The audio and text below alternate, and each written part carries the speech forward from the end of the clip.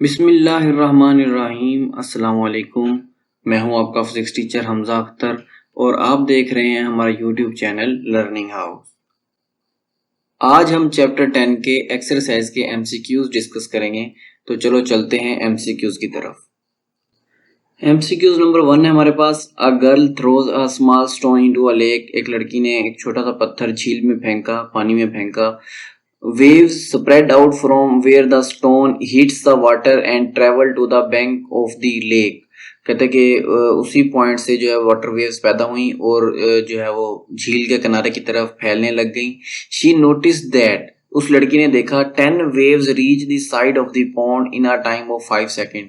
कि with in 5 second 10 waves जो है वो 10 वेव्स जो है वो पैदा हुई जो दूसरे एंड की तरफ गई। What is the frequency of the wave? कहते हैं फ्रीक्वेंसी बताएं कि वेव की फ्रीक्वेंसी कितनी होगी, पैदा होने वाली वेव्स की फ्रीक्वेंसी फाइंड करनी है। तो हमें पता है कि जो फ्रीक्वेंसी का फार्मूला होता है वो हमारे पास होता है नंबर ऑफ वेव्स पर second.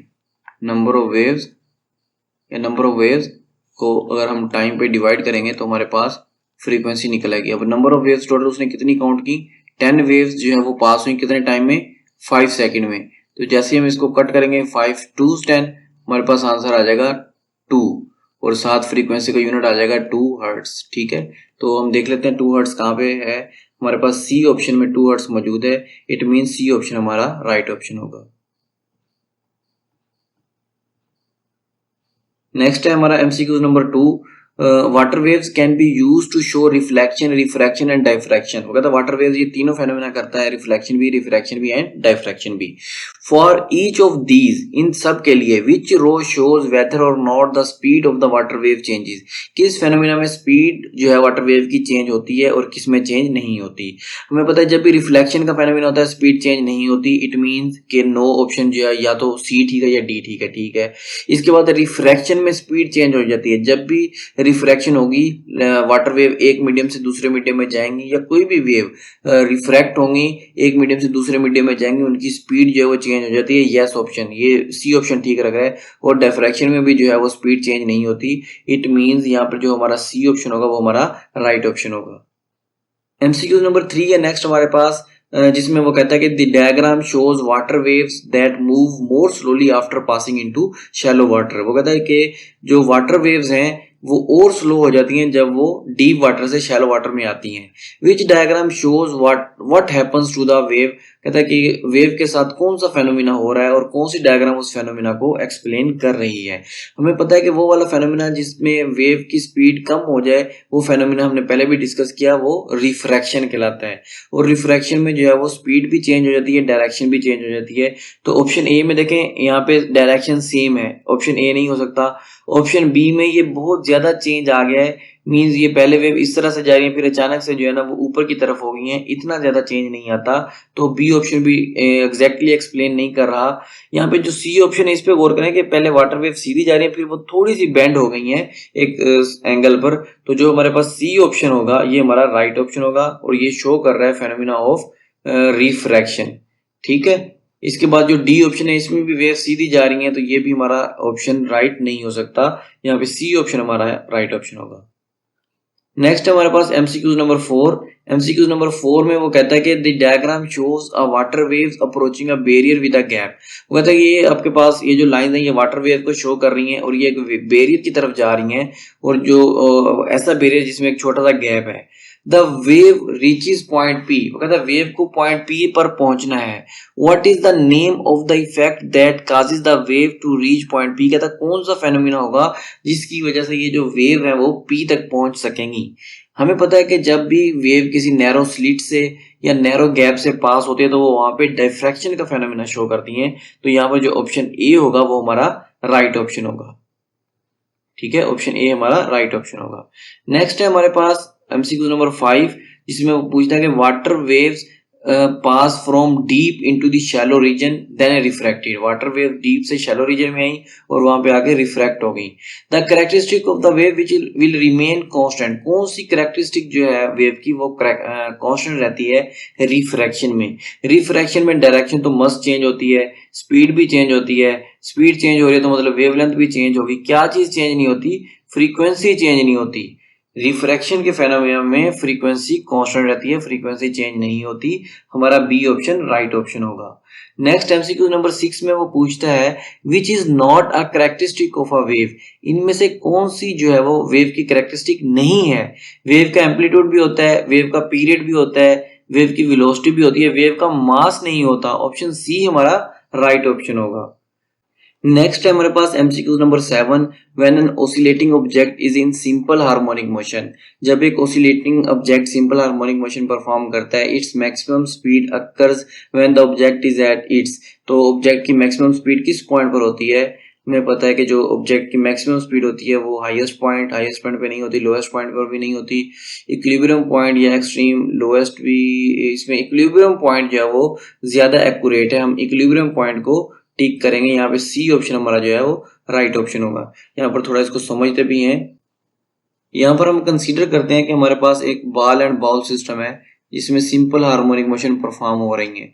Ball and ball system में ये एक बॉल पड़ा हुआ है, इस पोजीशन को हम मीन पोजीशन का नाम देते हैं, और इस ये जो हाईएस्ट पोजीशन होती है इनको हम एक्सट्रीम पोजीशन का नाम देते हैं। इस ये भी हमारी हाईएस्ट पोजीशन एक्सट्रीम पोजीशन कहलाएगी और इधर वाली भी हमारी एक्सट्रीम पोजीशन होगी।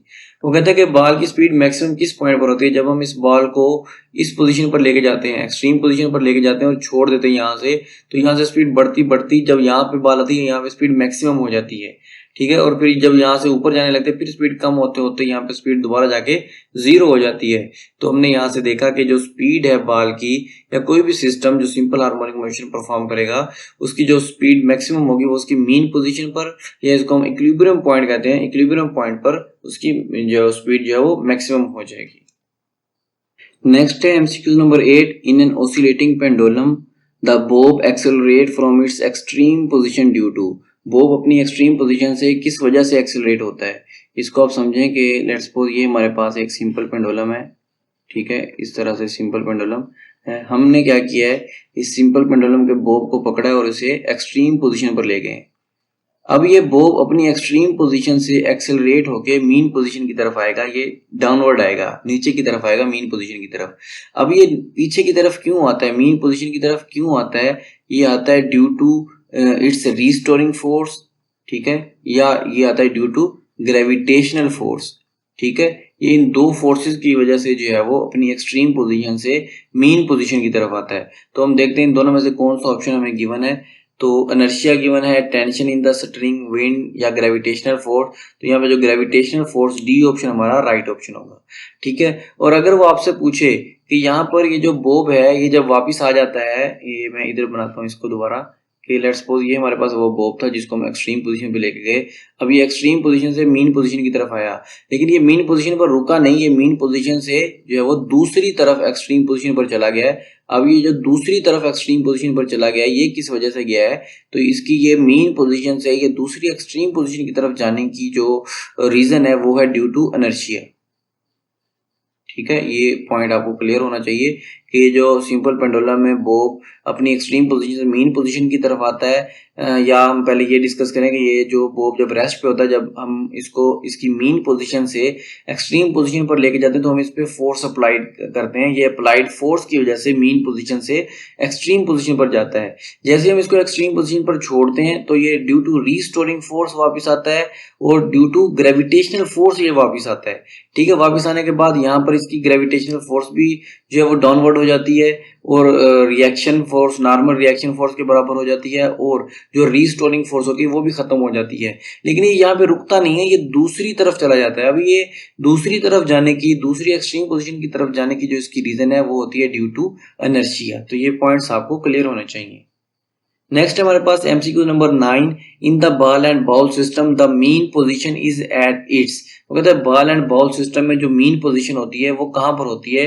वो हमें पता है किसी भी बॉल एंड बाउल सिस्टम में, अगर मैं यहाँ पर बनाऊं, ये लेट्स सपोज मेरे पास कोई बाउल है और ये इसमें कोई बॉल पड़ी हुई है, ये हमारे पास बॉल एंड बाउल सिस्टम है। इसमें वो पूछता है कि मीन पोजीशन कहाँ पर होती है। मीन पोजीशन होती है सेंटर ऑफ द बाउल। ये जो बाउल का सेंटर होता है इस पोजीशन को हम मीन पोजीशन का नाम देते हैं, और ये जो इसके एजेस होते हैं इसे हम एक्सट्रीम पोजीशन का नाम देते हैं। ये दोनों तरफ हमारी एक्सट्रीम पोजीशन होती है।